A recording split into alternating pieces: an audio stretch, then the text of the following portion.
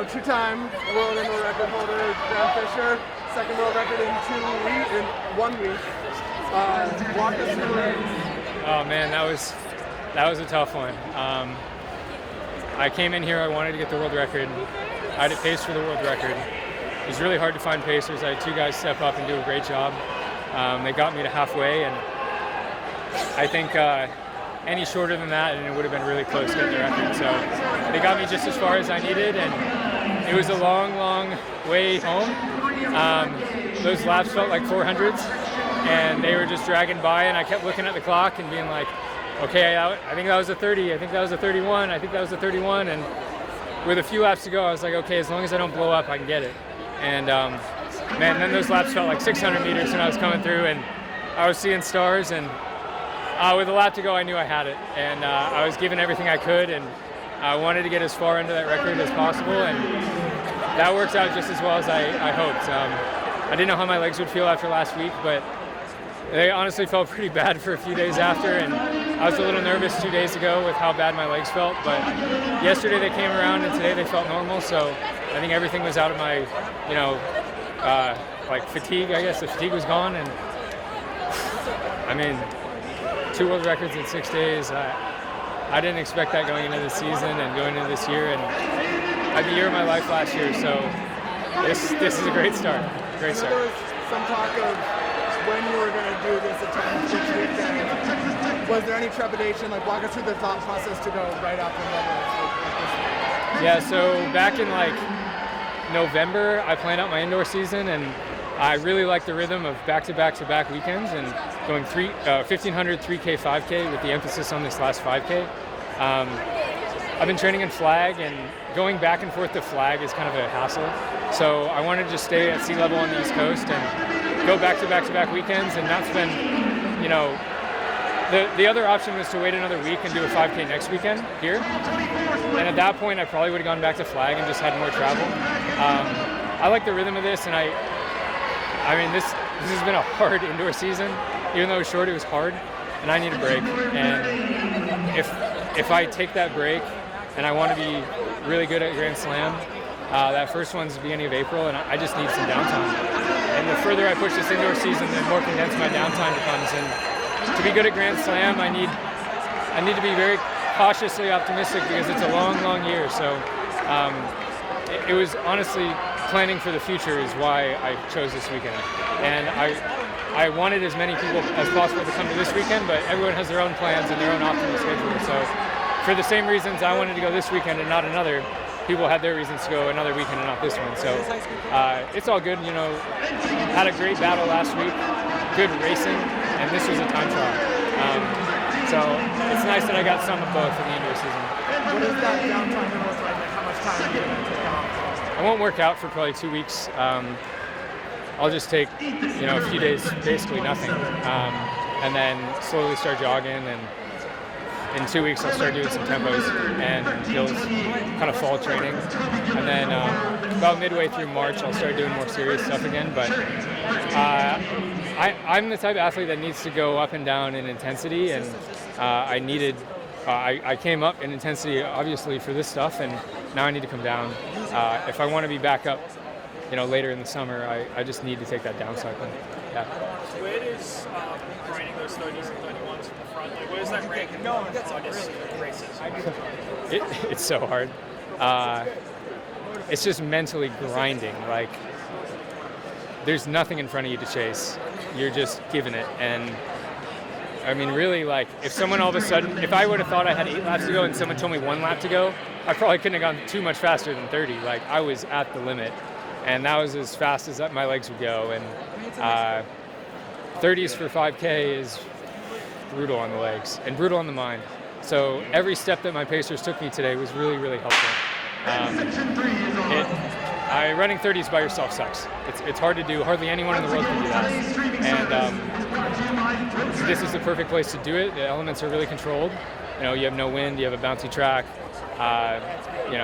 Perfect temperature always, perfect humidity, whatever. It all works out perfect here. So, that's one of the hardest things I've done. It felt just as hard as last year when I ran 12:51. It doesn't get much easier. you're on the 5K right, you're hurting for a long time. Yeah. What was going through your mind when you were lapping those guys with like 400 to go? Just get to them as quick as possible and get around them as quick as possible. It was actually nice to have something to chase for a little bit. It timed out pretty well where I wasn't passing on the curves too often. Usually when I was passing, I was on the straights.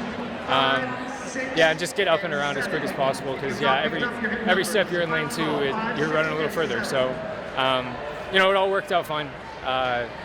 Those guys are running their race as hard as they can. So, I wasn't aware of anything going on behind me, so I'm not too upset at them for not knowing what was going on behind them either. So, it all worked out.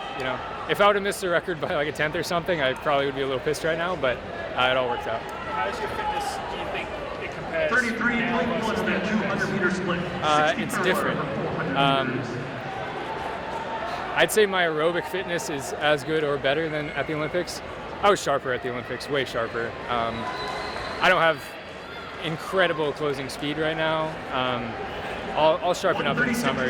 It just takes a couple of speed sessions where you're running 400s and then your legs are there. But as of right now, I'm not in championship shape. I'm in time trial shape essentially, and I can still close well, but I don't have that acceleration that you need at the championship level. So I'm not as sharp as I was at the Olympics, but I'm either just as strong and fit or even more. Have you been able to link up with anybody for workouts, or is everything been on your own? I was mostly on my own this fall. I was training with Sam Gilman a bit in the winter in Flagstaff, and he was really, really helpful. Great athlete, great guy. He's very powerful, so he was really strong on the hills when we do hills, and if you're doing like 300s off short rest, he was really good at that. So he was helpful and kind of dragging me along, and good to have some company. But as far as like official training partners, no. A good chunk is on my own, and there's pluses and minuses to that. You have more customability, you have more individualization in the training if you're alone, but there are times when it's nice to have someone to drag you around. And I'll easy run with people almost every day, so those days are nice and social. We've seen 3 world records by Americans as of last week, and 2 other guys who ran under the old world records. Do you have a theory as to why so many Americans are running so many fast races right now? Well, all the Americans that just ran really well had great Olympics. So I don't think it's like what's happening right now. It's probably what was happening this time last year that led people to run really well at the Olympics, and now is leading them to have great momentum in the indoor season. So yeah, you talk to me in August and I would say like U.S. distance running is, those are now one of the hardest teams to make in the world, whereas before, probably the Kenyan team or the Ethiopian team was the hardest team to make, but on the distance side now the American team is almost just as hard to make. So it's a testament to just the skill and fitness level that the Americans have, and we're just pushing each other forward. If you want to make a team now, you're probably thinking of medaling too. And when everyone knows that, it makes you train hard. And when you train hard, you're risking injury, you're risking burnout. But that's what you have to do if you want to make a team. So it kind of pushes everyone forward, and globally, people are running really fast now too. Jakob has changed the game in a lot of ways, and a lot of us are chasing him. He's kind of the gold standard in time now. You look back 5-10 years ago, granted, the super shoes weren't there, but no one was really ripping to see how fast can they go. And Jakob has raised the bar, and everyone is following it now. And I think there are a few years where Jakob can run away from fields, especially in the 1500, and that lasted for a few years, and now guys can go with him. And that's what happens when someone, sets a new standard. So, yeah, the Americans are in a great spot. It's fun to be a part of. For you personally, was getting the medals at the Olympics, was that a mental weight off your shoulders? Yeah, massive. This sport's about the Olympics. For good or bad, that's the truth. And I've been close plenty of times to a medal, and to get it done twice in one swoop, man, it felt incredible. And it was just as much relief as it was happiness. I had a lot of pressure on myself to get a medal. I'd run fast, I'd been 4th, I'd been 5th, I'd been 6th at global championships, but never a medal. So now that I have those, I feel like I have nothing to lose in my career now. It's only up. I'm shooting for a gold medal now, and it's going to take a lot to do that, but based on where I am right now, I think I have a good shot at it. And you never know what'll happen. This sport is brutal. And you never know what your career is going to hold. You don't know when the curtain's going to close. So I'm trying to make the most of it and shoot for another medal this summer. I was told you used bicarb before your 3K world record. I'm wondering, did you use it tonight? And if so, like, why did you start using it? Do you feel like it has helped you? I used it tonight as well. I do think it's helpful in the shorter stuff. I haven't used it enough to really know if it makes as much of a difference in like 5K, 10K, half marathon, marathon. I do think in the 1500, the 800, it helps. And whether that help is just mental, it matters. It's tough to it's tough to run this race with bicarb and then run it without bicarb and see, how it feels. So I might just be in shape and it does nothing. But I started trying it this winter just to see how my stomach would take it, because there's horror stories, of course. And my stomach handled it fine, so I've been using it for these races, and I think definitely in the 1500 and 3K it helps. 5K on up, I haven't used it enough to really know, but I think it makes an impact, and if that impact is 1%, that'd be massive. It's probably more like 0.1% if there is one, and if it is just mental, then I'll take that too. Yeah. Grant, this is your third race in about 12 days. Can you speak to how important your support system has been throughout this? Yeah, it's been massive. I'm really tired. 3 races in 12 days, 3 hard races in 12 days, all PRs, all pretty high pressure environments. I've stayed on the East Coast the whole time.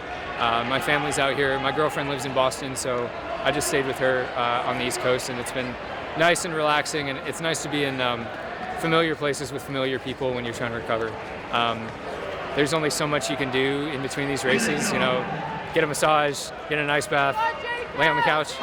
It's not very glamorous, but it works well. And being in a good mental state, especially going into today where, I knew going into it I was going to have to go to a dark place, and it was just going to be a grind on my body and mind, and to prep yourself for that, it's helpful to be around good people, and I think it makes a big difference.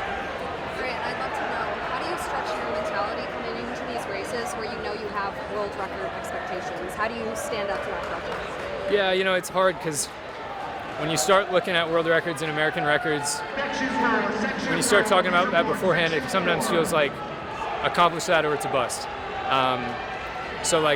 If I ran 12:50 today and I got the American record but not the world record, it would have felt kind of like a bust. So it's a risky take.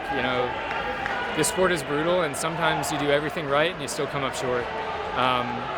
But you got to set your goals high, and my goal was to break the world record today. And after last week, I knew it was possible. Going into the indoor season, I was more focused on the American record than the world record, and I know they were close, but those seconds are pretty big to make up. And after last week, I knew it was a possibility, and I asked the Rabbits to do something very difficult, and they did a really good job and pulled it off. Thank you so much. Yeah, thanks guys. Thank you.